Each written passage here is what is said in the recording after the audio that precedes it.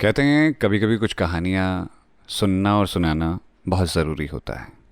Hello hi, मेरा नाम पंकज जीना है और आज ये जो पॉडकास्ट मैं आपके लिए लेकर के आया हूँ ना, ये बेहद ख़ास पॉडकास्ट है क्योंकि आज एक ऐसे इंसान की कहानी से आपको मिलाने जा रहा हूँ जिस इंसान ने अपनी ज़िंदगी में उतार चढ़ाव इन सब चीज़ों को देखा है। वो आवाज़ की दुनिया रेडियो से ही जुड़ा हुआ इंसान है। मेरे काफ़ी करीब रहे हैं क्योंकि मैंने रेडियो में इनके सफ़र को देखा है। बीते दिनों जब इनसे बात हुई, इनकी ज़िंदगी के उतार चढ़ावों के बारे में देखा, सुना, समझा, तो मुझे लगा कि ये कहानी ना आपको सुननी समझनी ज़रूर चाहिए और आपको जानना चाहिए कि कैसे आप ज़िंदगी में निराशा के घने बादलों से बाहर निकलकर उम्मीद की एक किरण जगा सकते हैं। सो नाम मैं आपको नहीं बताऊंगा, सीधे वेलकम करता हूँ। वेलकम सर, कैसे हैं आप? हेलो, बढ़िया सर। और कैसा चल रहा है जीवन? बस चल रही है। अच्छा चल रहा है सब? बढ़िया बढ़िया। अच्छा, इस इंसान के साथ एक ख़ास बात यह है कि इनकी ज़िंदगी में कैसी भी परेशानी चल रही हो, ये हमेशा की बात कहते हैं, सब बढ़िया है, सब चंगा सी। आप इनका नाम कुछ भी इमेजिन कर सकते हैं, आपके आसपास भी कुछ लोग होंगे तो उनसे भी जोड़ सकते हैं। लेकिन अब चलते हैं सीधे 2019 की तरफ। वो दौर जो ज़िंदगी का सबसे बुरा दौर था और जहाँ से ज़िंदगी एक अलग राह पे लेकर के आपको लाई थी। शुरू करते हैं। अब इसको शुरू करने से पहले मैं एक्चुअली फ्लैशबैक में थोड़ा सा जाता हूँ और मैं ये बताना चाहूँ क्योंकि ये कहानी शुरू होती है उस जगह से। अ, आप एक अच्छी नौकरी करते हो और एक एमएनसीज में काम कर रहे होते हो, अच्छी एजेंसी में काम कर रहे होते हो, दिल्ली में आपको 13-14 साल हो गए होते हैं, वेल सेटल्ड होते हो और आप लाइफ में एक रिस्क लेते हो कि चलो यार, एक जैसा रूटीन वाला जॉब जो है वो कर कर के बोर हो गए, कुछ नया ट्राई करते हैं। रेडियो में जाते हो, रेडियो में जाते हो, अच्छी जॉब चल रही होती है, सब बढ़िया चल रहा होता है और एकदम से कोरोना जैसी चीज़ आती है आपकी लाइफ में। तो आपको ये फ़र्क नहीं पड़ता है। कई बार हमारे जैसे लोग इतना इस तरह के रहे हैं कि कोरोना या सब, मैं सच बताऊं तो कोरोना से मैं कभी नहीं डरा इतना। ऐसा नहीं कि मैंने लोगों को देखा नहीं है या मैंने परेशान नहीं देखा, लोगों को हॉस्पिटल के चक्कर नहीं लगा, लेकिन मुझे ये पता था कि मैं अपने आप को कैसे फोकस करना है। मैंने लॉकडाउन के टाइम पे वर्कआउट किया, एक रूम में वर्कआउट किया और करके अपने आप को फिट रखा, मेरे अपने घर वालों का ध्यान रखा, उनको कहीं जाने नहीं दिया, पूरी तरह से प्रिकॉशन लिए। और जैसे ही ये आया, मतलब मुझे तो पता भी नहीं था कि क्या होने वाला है आगे, व्हाट इज़ नेक्स्ट, इफ मुझे क्या किसी को भी नहीं पता था। स्टार्टिंग हुई कहानी वहाँ से जब मेरी जॉब चली गई। आपके कुछ खर्चे होते हैं, कुछ आपने लाइफस्टाइल मेंटेन किया होता है जब आप मेहनत करते हैं। छोटी सी एक सीढ़ी पकड़ के आप कहीं पे पहुँचे होते हैं और फिर वहाँ पे आप कुछ अपने आप से चीज़ें मेंटेन कर लेते हो कि हाँ, इसका इतना खर्चा है, ये रेंट में जाएगा, ये उसमें जाएगा, और एकदम से आपकी रोजी रोटी चली जाती है, छीन ली जाती है। वो भी आपकी कोई गलती नहीं, उसमें आपकी कोई वजह ही नहीं। आपने कुछ ऐसा किया ही नहीं कि आपको बेरोजगार कर दिया जाए, आपको रोड पे छोड़ दिया जाए। एक दिन आपको कॉल आया और कहा कि आप कॉल यहाँ आया से जाइए। और भाई आप रिज़ाइन मार दो, आप जाओ यहाँ से। तो वजह क्या है? वजह ये है कि कोरोना है, इसलिए आप जाइए और टाटा बाय बाय। चलिए ठीक है, कोई नहीं, चले गए और दोबारा स्ट्रगल स्टार्ट हुआ छोटी कंपनी में। जो पैकेज मेरे को 2011 में मिल रहा है वो मैंने 2019 में दोबारा से लिया। तो कर सकते थे जो कर सकते थे, हारना मानना सीखा ही नहीं उस टाइम पे भी, तो करते रहे, छोटी छोटी कंपनियों में काम किया और जो भी कर सकते थे वो करा उस टाइम पे, जो भी मिला वो किया। वहाँ तक भी ठीक था, सर्वाइवल चल रहा था लाइफ में, कर रहे थे काम। और उसके बाद मेरी माँ को, उनकी तबीयत ख़राब हुई। कोरोना नहीं हुआ, कोरोना के बाद एक्चुअली क्या उनको कुछ उनका यूट्रस और ओवरी में प्रॉब्लम था, उसका ऑपरेशन हमने कराया।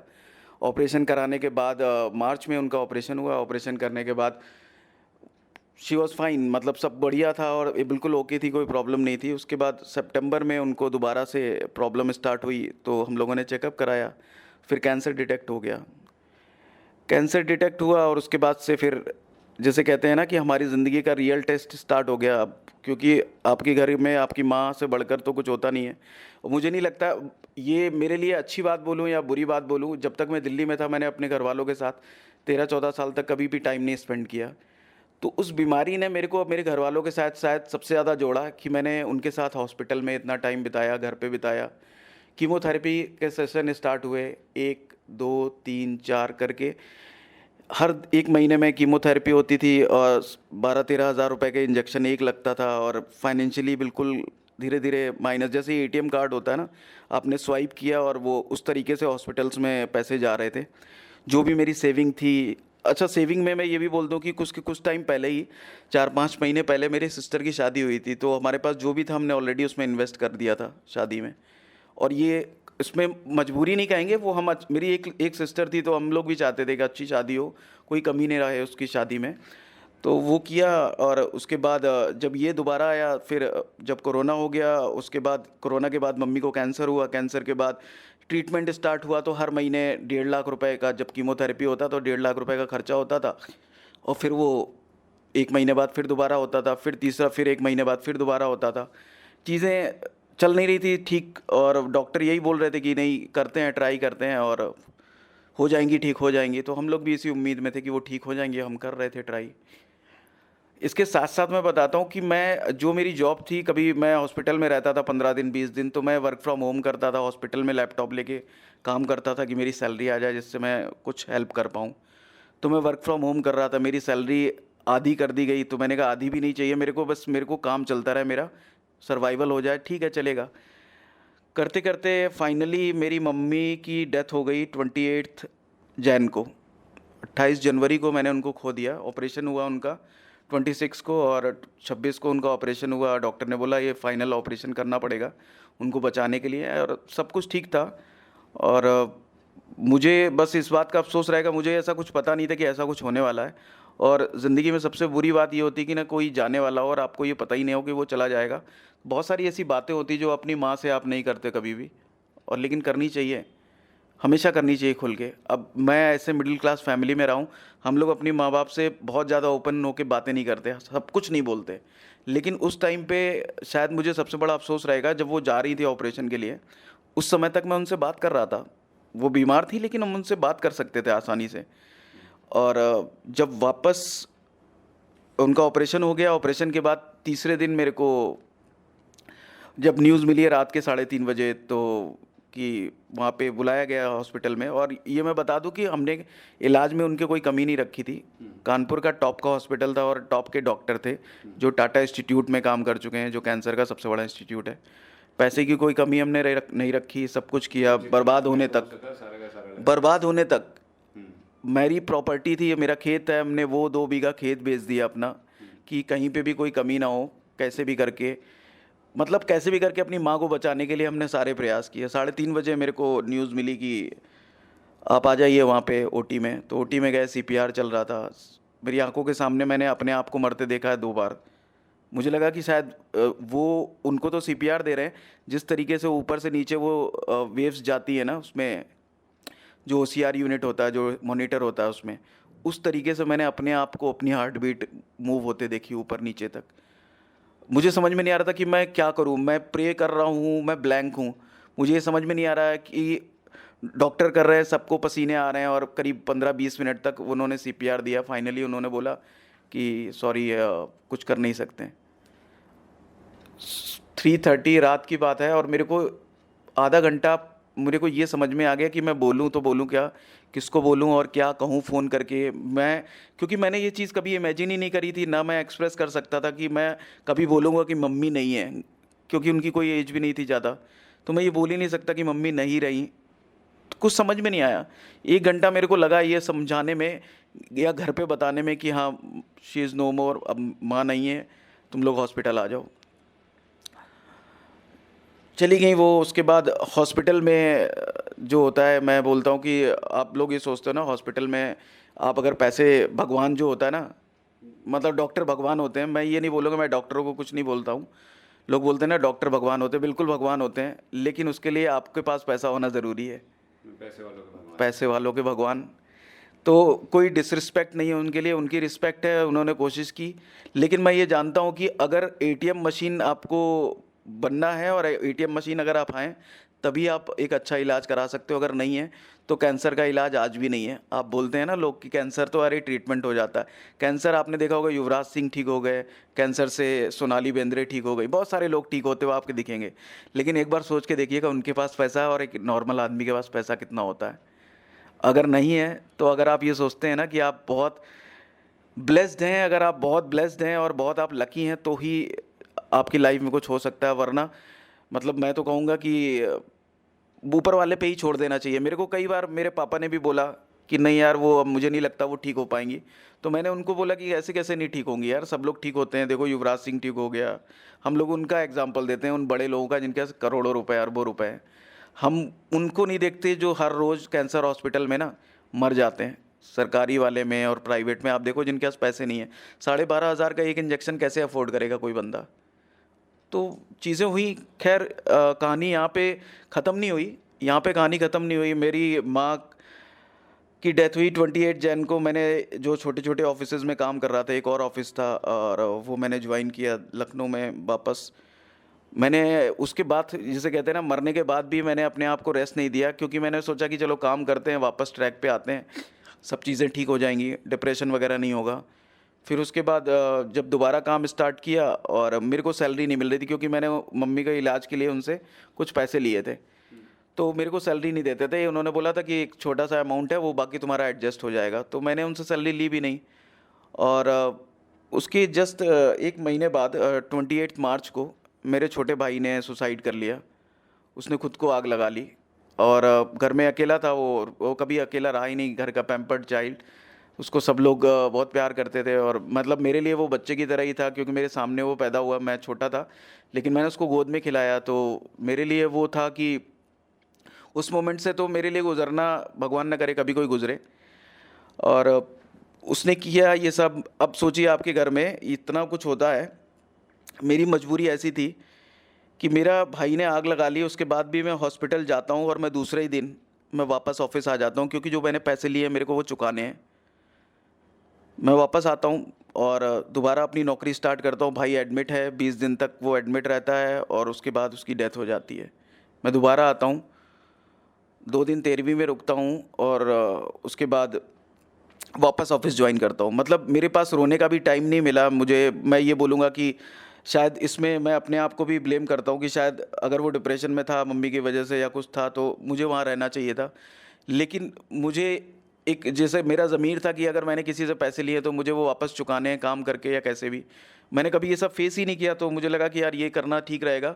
पर्सनल लाइफ में प्रॉब्लम है तो दूसरे को ये नहीं लगना चाहिए कि मैंने उन्हें धोखा दिया। मैंने ईमानदारी से काम किया और मैंने सारी चीज़ें की उनके लिए। उन्होंने मेरी सैलरी भी नहीं दी, और फाइनली 3 महीने की सैलरी मेरे को लेनी थी उनसे, उन्होंने पैसे नहीं दिए। और उन्होंने फ़ोन करवाए लोगों से, पुलिस वाले तक से फ़ोन करवाए कि मेरे को पैसे देने उल्टा, जबकि 3 महीने की सैलरी मेरे को लेनी थी उनसे, 1,40,000 रुपये लेने थे मेरे को। उन्होंने मेरे को प्रेशराइज़ किया। और मेरे को वहाँ पे काम इसलिए नहीं कर पा रहा था क्योंकि एक बुली कल्चर होता है जो मैंने यहाँ पे फेस किया। मतलब दिल्ली में ऐसा कुछ हुआ नहीं मेरे साथ कभी भी, अच्छी नौकरी की, कॉर्पोरेट में काम किया। और भगवान की दया से इतना था, नॉलेज था कि मैं चाहता था वो वैल्यू ऐड और चीज़ें मैं हमेशा ऐड ऑन करता था, चीज़ों को बेहतर करने की कोशिश करता था। मैंने उस टफ़ टाइम में काम किया है जब मेरी लाइफ में इतना कुछ हुआ, उसके बाद भी मैंने काम किया, अपने आप को बिल्कुल टाइम ही नहीं दिया, रोने का भी टाइम नहीं दिया। और उसके बाद ये चीज़ें हुई, मैंने फाइनली वो नौकरी छोड़ी। मुझे पता था मेरा नुकसान है, वो नहीं देंगे पैसे, चलो मैंने छोड़ दिया। फाइनली फिर से तलाश की ज़िंदगी में दोबारा आगे बढ़ने की, और दोबारा मैंने नौकरी ज्वाइन की अभी 3-4 महीने पहले। एक ही मीडिया कंपनी और है, और बड़ी कंपनी है, कोई छोटी मोटी कंपनी भी नहीं है, बड़ी कंपनी है दोबारा से। और वापस ट्रैक पे आ गए हैं और चल रही है ज़िंदगी। और आगे देखते हैं क्या होता है, जो भी होगा देखा जाएगा। इस पूरी कहानी के दौरान मैं सिर्फ सुन रहा था, और ये आपने लगभग इनकी आधी कहानी सुनी है, क्योंकि इनकी कहानी के कुछ ऐसे भी पहलू हैं जिनके बारे में हम बात ही नहीं कर सकते। और उन पहलुओं के बारे में इन्होंने भी मुझे नहीं बताने को मना कर दिया कि नहीं मत बताना इन बातों को। और भी इतने गम एक साथ आए, साल 19 से लेकर 22 ये जो चल रहा है, इस साल में इन्होंने इतने अप एंड डाउन देखे जितने शायद किसी और ने ना देखे होंगे। और उसके बाद जब इतना कुछ हो गया, जब पूरी तरह से टूट गए, उसके बाद भी इन्होंने हार नहीं मानी। एक ऐसा भी किस्सा है जब जॉब के लिए आ रहे थे उस वक्त पे, क्योंकि खेत बिक गए, लोगों का कर्जा हो गया, हर जगह से पैसे ही पैसे जा रहे थे, लुट रहे थे। तो एक कंपनी की इंटरव्यू देते वक्त ऐसा भी कुछ हुआ था कि कंपनी ऑफ़र दे रही थी कि आप कल से आ जाइए, ज्वाइन कर लीजिए। और इनके पास उस वक्त पे इतने पैसे नहीं थे कि ये आकर के ज्वाइन कर सकें। और ये वो जो किस्सा था वो शेयर करना चाहेंगे आप, जब जेब में फिक्स किराया था? हाँ, मतलब कैलकुलेशन ऐसा था कि मेरे पास उतने ही पैसे थे कि मैं यहाँ पर आऊँगा, इंटरव्यू दूंगा और मैं वापस जाऊँगा। अगर कुछ एक्स्ट्रा खर्चा पड़ गया तो फिर मेरे को, क्योंकि मेरा बैंक अकाउंट भी माइनस में था, जो पैसे थे क्योंकि ज़ीरो बैलेंस था तो उसमें पैसे नहीं रहे, तो वो माइनस में। अगर कोई मेरे को पैसे भेजता भी है तो मैं मंगवा नहीं सकता उसको। तो मैंने वो चीज़ें उस समय तलाश की, चीज़ें, पैसे कैश है नहीं, अकाउंट में मंगवा नहीं सकते, तो कैसे करेंगे, क्या करेंगे, तो वो निकाले और जुगाड़ निकाले। और जैसे मैंने बताया था कि मैं बाइक्स में था और मेरे पास सिर्फ एक ट्राउज़र था इंटरव्यू में जाने के लिए, और नेक्स्ट डे वो भी फट गया। तो तो मतलब मुझे नहीं लगता कि यार, ये मुझे हंसी आती है, खुद पे भी हंसी आती है। और कई बार ये होता है कि यार मजाक भी इस लेवल तक, आप सोचिए, दुख इतने इस लेवल तक पहुंच जाते हैं। मतलब मैंने वो मुन्ना भाई एमबीबीएस मूवी है ना, मुझे वो याद आती है कि अब वो गुस्से में हंसता था ना, मैं दुखों में हंसना स्टार्ट कर दिया पागलों की तरह। मुझे लगता था कि यार अच्छा ये भी आने वाला है, अच्छा ये भी आने वाला है, अच्छा अब व्हाट इज़ नेक्स्ट। और मैं हंसना स्टार्ट कर दिया, और तब से लेकर अभी तक शायद रिकवरी हुई है वो हंसने की वजह से ही, और अभी भी हंसता हूँ मैं। अभी भी कोई नया भी आने वाला होगा मेरी लाइफ में, यू नेवर नो, नहीं पता आगे क्या होने वाला है।